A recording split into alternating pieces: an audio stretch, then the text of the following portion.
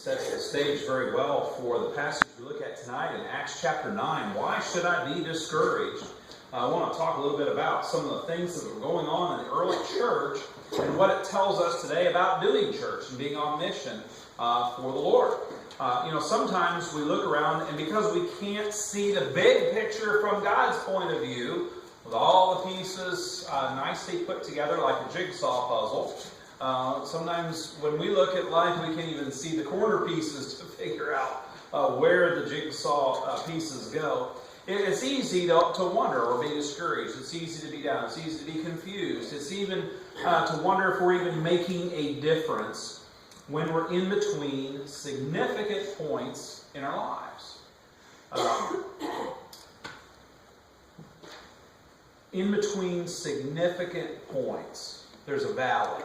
We can say to ourselves, we had this significant point, and God's got another significant point down the road for us somewhere, but right now we're in between.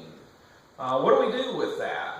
What do we do when we're in between two more significant moments of God in our lives or in the work that God has given us? Well, consider Peter. He did not know that he was in between two significant points. He knew that there had been a significant point in the past. The church had come into being, Pentecost and the early church ministry, and everything that was happening. He didn't know that he's going to be led to a town called Joppa, and from there contacted by a guy from Caesarea, and that there was going to be another significant movement of God with a man named Cornelius and the Gentile mission. Now, I don't know if maybe I just geek out on Acts because I love this, or maybe I'm the only one or among the few, but this is a major thing when you get into Acts chapter 10, and Cornelius, a Gentile, is saved and becomes a part of the people of God in every full way or expression of being a part of the church and being saved. He's not like a second-class citizen. There are just one class of citizens in God's heaven, and Cornelius, the Gentile, is a part of that. I understand that primarily from chapter 2 to chapter 9, primarily the ministry has been among Jewish people who become believers, and that's where the outreach is and everything's taking place. In their eyes, there were two groups of people. There were Jews, and then there was everybody else. And they just lumped them into one group and called them Gentiles, regardless of their nationality or anything else that we might use to distinguish. And even though it was foretold in the Old Testament, even though Jesus showed that he was going to do this, this is major. When you get to chapter 10 and this outreach to the Gentiles begins to take place. And of course, earlier in chapter 9, we see the missionary who will wind up doing a lot of that work. Saul is met by God on the road to Damascus. And he's getting ready to do this, and Peter's going to have a part in that in chapter 10. But that's still just a little bit in the future when we read the verses that we read tonight. The previous significant event had been the growing church in Jerusalem.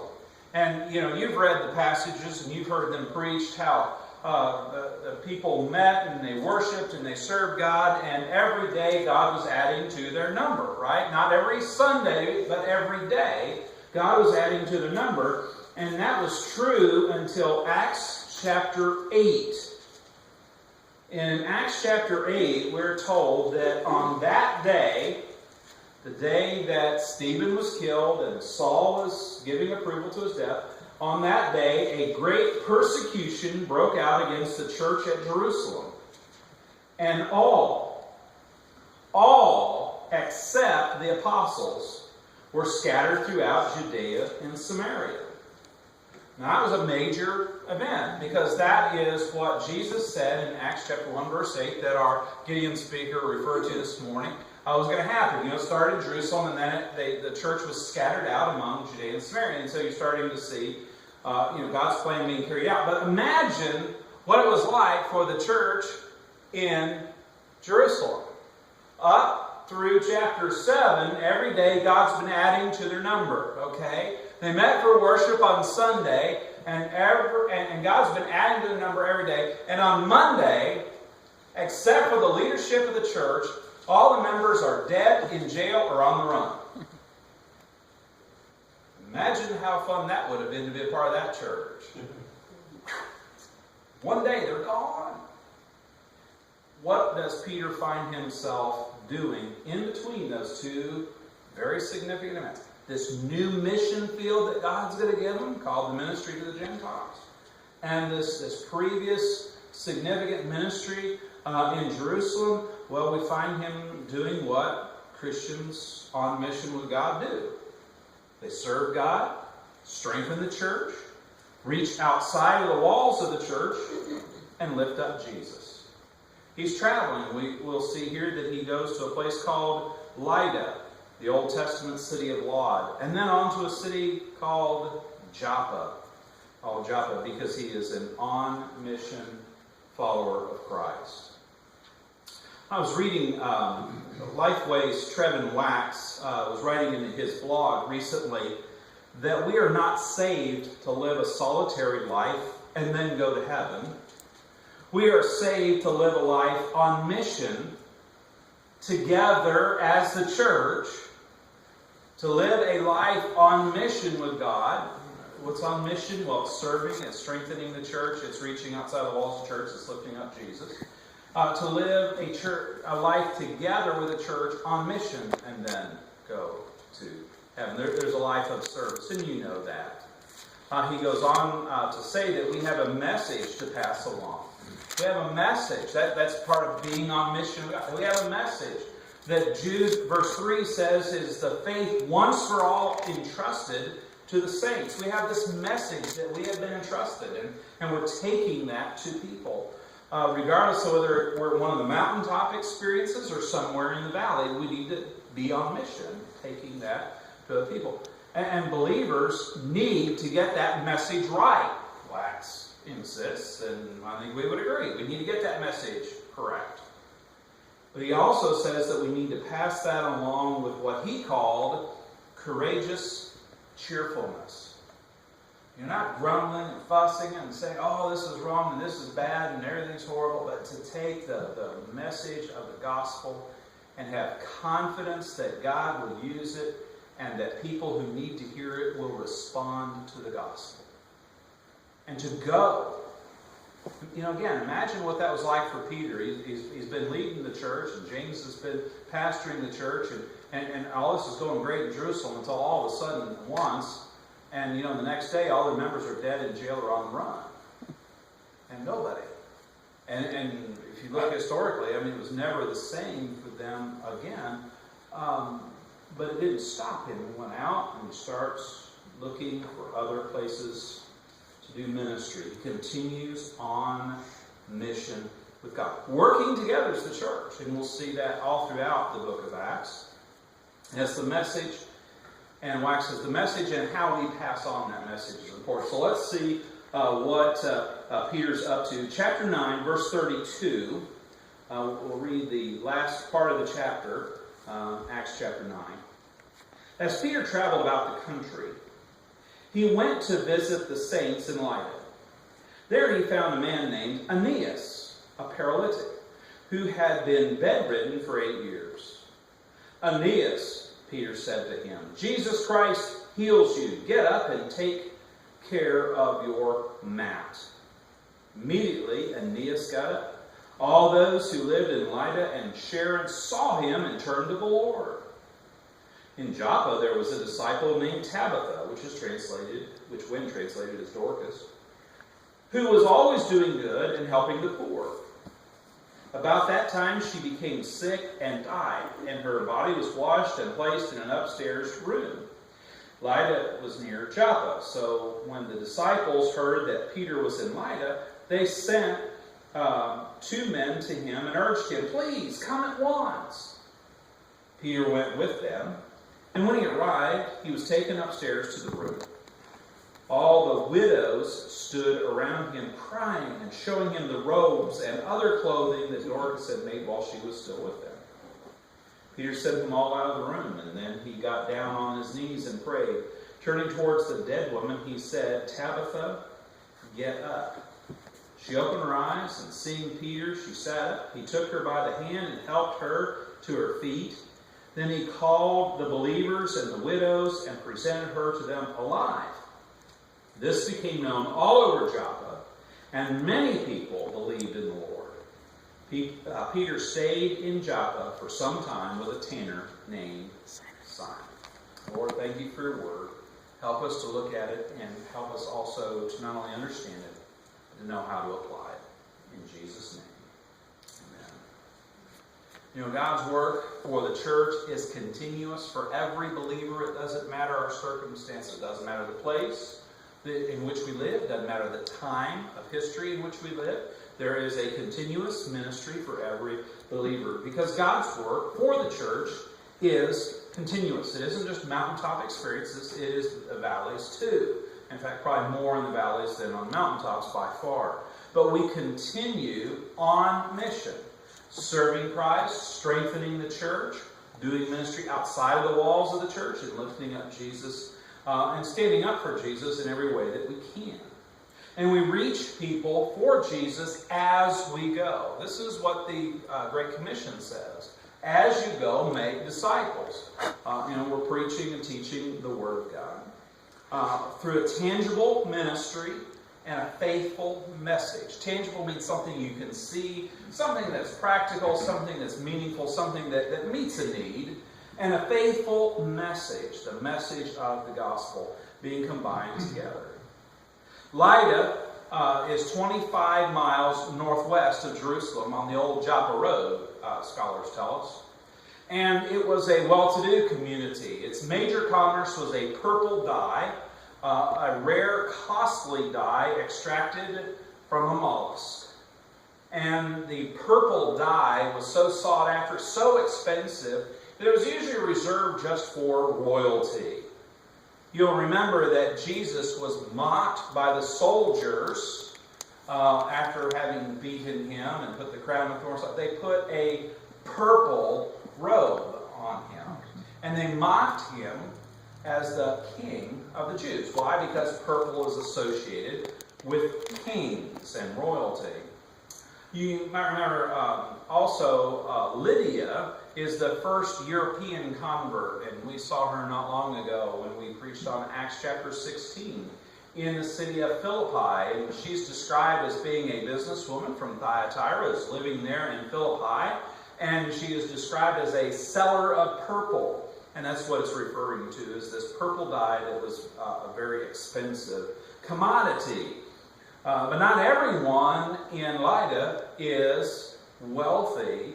Few are saved, and some were even physically afflicted. And we're introduced to this man named Aeneas, a paralytic, who had been bedridden for 8 years. By the way, there is a parallel here to the healings that Jesus did, very similar. You can even hear some of the same language and so forth that's described here. And in other words, Peter is carrying on the ministry that Jesus did, that had a practical component to it. Because when Jesus saw people hurting, sick, in need, hungry, he met needs as he went. But he also preached a message. He taught a message, the message that we call the good news, the message of the gospel. Since Jesus' ministry was to the whole person, that's the way Peter's going to work. He's going to reach out to some physical needs. And so God worked through Peter, and he describes that. He says, here, Jesus Christ is the one who heals you. It's the healing that comes from the great physician. And Peter's simply speaking that for people to know where the source of Aeneas' healing comes. But just as the man who was born blind was healed and regained his sight, this is for God's glory that this miracle is allowed to happen. Then an apostle was allowed to carry out this ministry. All those, verse 35, who lived in Lydda and Sharon saw it and turned to the Lord. It was a ministry that spoke to their heart. Well, after this, there were some people in Joppa. and there was a ministry need there. And so they realized that Peter's not too far away, about 11 miles, according to scholars. And so when a servant of the Lord, who had always been doing good and helping the poor, especially widows, we see, had passed away, they called for Peter, come to Joppa. And God restored this lady, Tabitha, through the ministry of Peter. This lady with a generous heart and a tangible ministry. In fact, we see here it's the robes and the other forms of clothing that Dorcas had made for those who are widows, those who are in need. You know, the Bible says that true religion, pure religion that God accepts is this, that we take care of the widows, those who are afflicted, and keep ourselves unstained from the world. And so we see that Tabitha's living that out, and she has a practical ministry, and no doubt is telling people about the Lord in the process. And again, we see something that's very similar to a healing miracle of Jesus in the way that Peter sends everybody out of the room, and instead of saying Talitha cum, he says Tabitha cum. Almost the same words, Tabitha, arise or get up. And God worked through that ministry of this apostle in that place. And we see healing come. They're practical ministry, because her ministry to those hurting people in Joppa was so significant. God had mercy and restored her to that place. Those needs exist all around us. Spiritual needs always exist. And so the work of God is continuous. It doesn't matter whether we're on a mountaintop or in a valley. It doesn't matter if we live in one century or another. It doesn't matter if we live in the northern hemisphere or the southern hemisphere of the planet. God's work is continuous. There are needs all around us. Spiritual needs always exist. And we can usually not have to look too far to find physical needs as well. And so God's work is continuous. But as the practical ministries are being done, a witness to that message can be given. And not only the message being faithfully delivered, but how it's delivered with courageous cheerfulness, or at least with compassion and concern for the person that we're ministering to, speaks volumes. In verse 35, already read it, I'll read it again. Those who lived in Lydda and Sharon saw and turned to the Lord. This ministry that was a ministry to the physical needs of a person, and what God did in such a miraculous way drew attention to the message that was being spoken, and people turned to the Lord. And then again we see in the other account here in Joppa that this became known all over Joppa, and many people believed, verse 42, believed in the Lord. They were saved as a result of the continuous work of God through His servants who are reaching out, reaching up, who are reaching, equipping, sending, who are being on mission with God. Being on mission, which is to serve the Lord, to strengthen the church, to reach outside the walls of the church, and to lift up Jesus in all things. And so God's word is continuous, and it's for every believer. For every believer. Here we see Peter, but remember, the reason he's available to go and do these things is because God is scattering the church into Judea and Samaria and other places eventually, as the book of Acts says, to the ends of the earth. We'll see that ministry continue. And there's a place for every believer. We live in a society in which we are told 46%, pretty close to half, are unchurched. That means approximately 1 out of every 2 people that you pass are unchurched. Now that tells me that there's a lot of need. That tells me there's probably some physical needs as a result of that, because people get away from the Lord, or they resist the Lord, or they reject the Lord. What begins to happen in their life? Usually not good things. It tells me, secondly, for sure there are spiritual needs in their lives.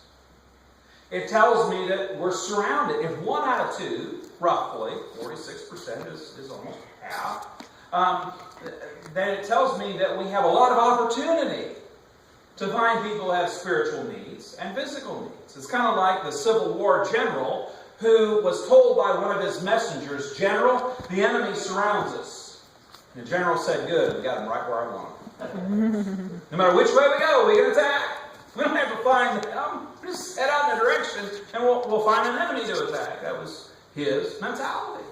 We can look at it. That was kind of a glass half full, half empty kind of thing. But understand that there are people all around us who have a spiritual need. We can start lifting up Jesus as we reach outside of the church walls and as we also strengthen the church and serve Jesus in any way that He gives us to do that. Peter did not remain in Jerusalem, but he went out to where the people were. And God worked through him. He worked through him to reach all kinds of people. Every believer is saved. And every believer, I personally believe and passionately believe, every member of ministry, every believer is on mission with Jesus. And we need to work together as the church. So we have this thing, we're confused today, and people say, well, I don't need the church, or I can have my own ministry, or I can do my own thing, but I don't have to be a part of the church, the organized church, or something wrong, all this kind of thing. Yeah, the organized church needs to do some repair many times, but understand that God created church. It's His church, that every Christian is a part of the body. That makes us the church, and we need to work together. Every believer is saved and called to be on mission. And allow God to work through us. As we abide in Jesus, as we spend time with Jesus, as we let Him fill us up, and then we have the opportunity to allow Him to work through us to touch other people. This woman, Tabitha, that's what she did. She gave from her heart.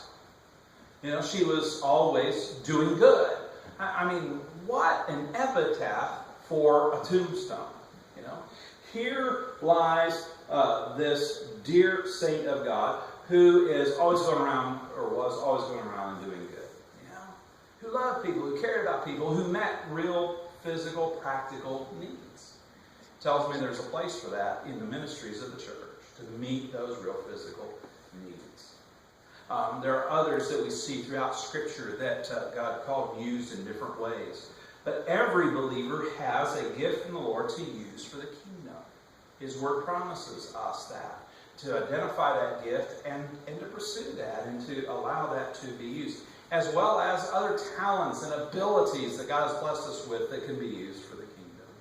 The purpose is to lead people to Jesus. It isn't just for physical comfort that we do our ministries. It wasn't just so that Aeneas could get up and walk around. It isn't just so that Tabitha could live a few more years.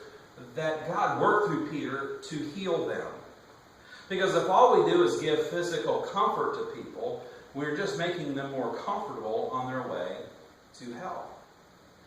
Like Peter, we have to lift up Jesus too. We have to connect the message faithfully to the ministries that we do. And to do that with a courageous cheerfulness. In other words, not only share the message, but to share it in a way that is winsome.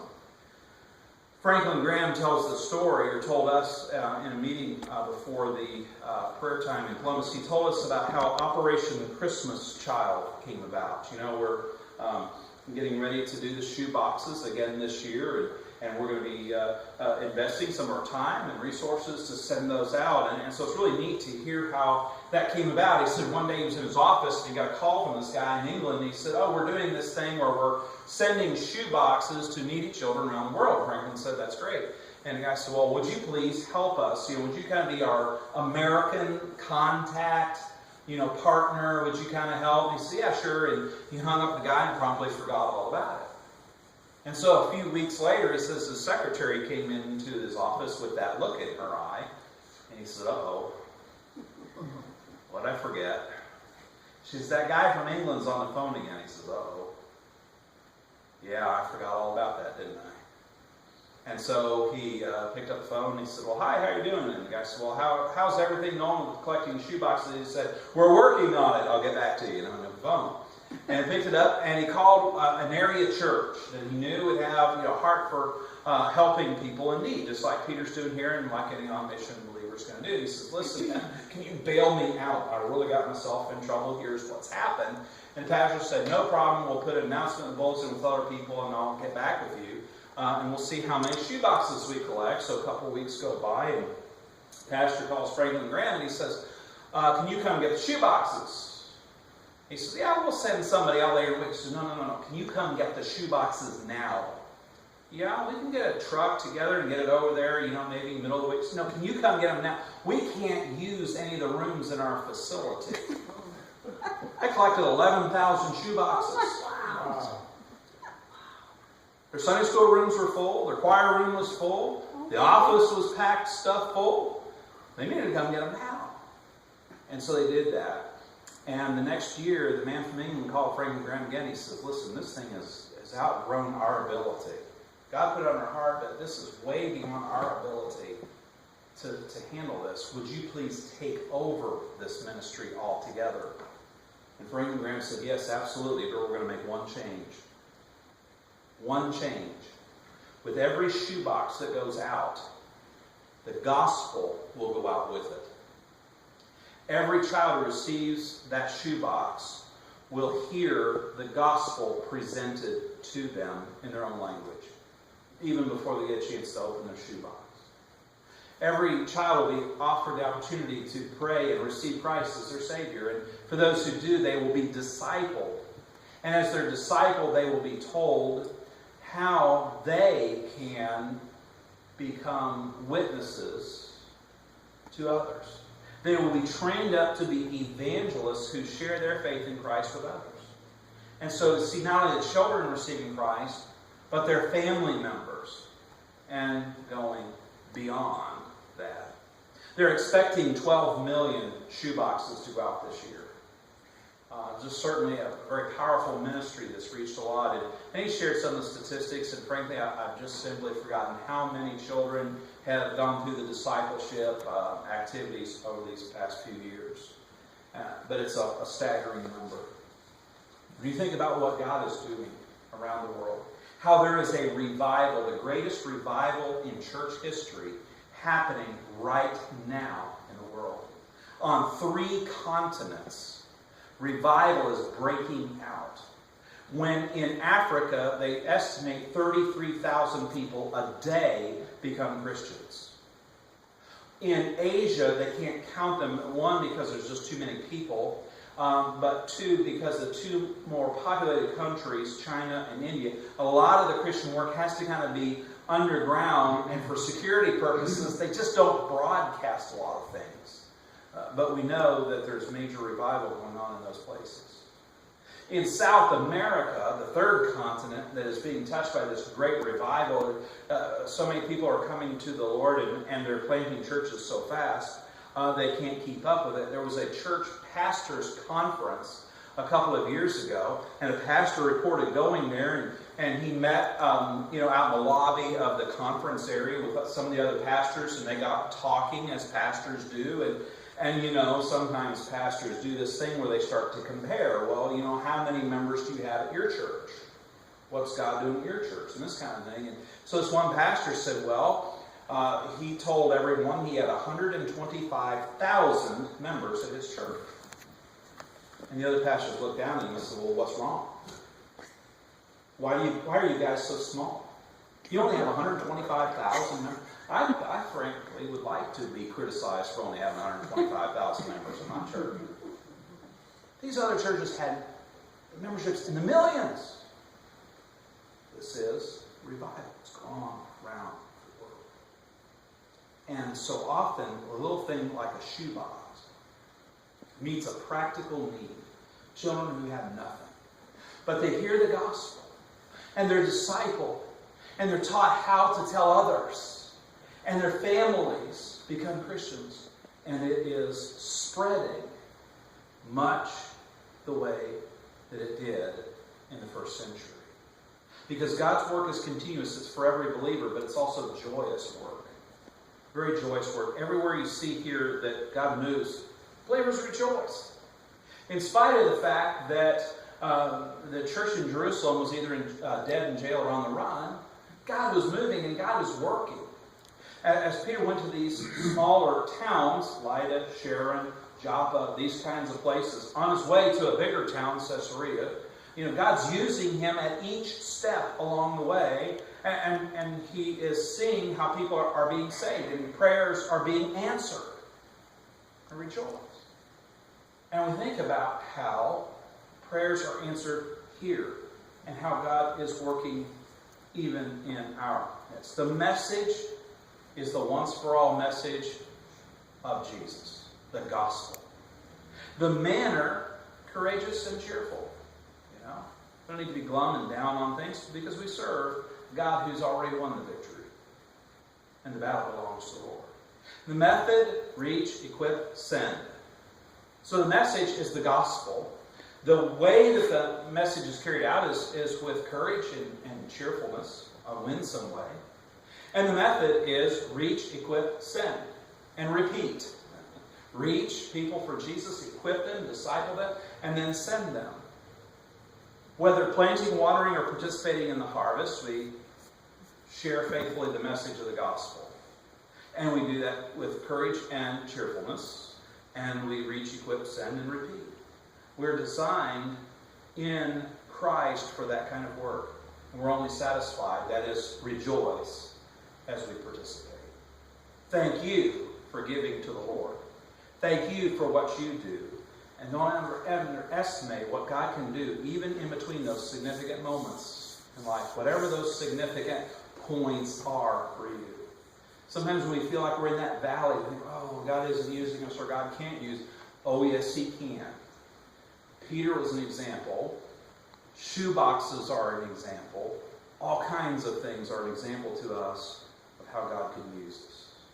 Thank you for giving to the Lord.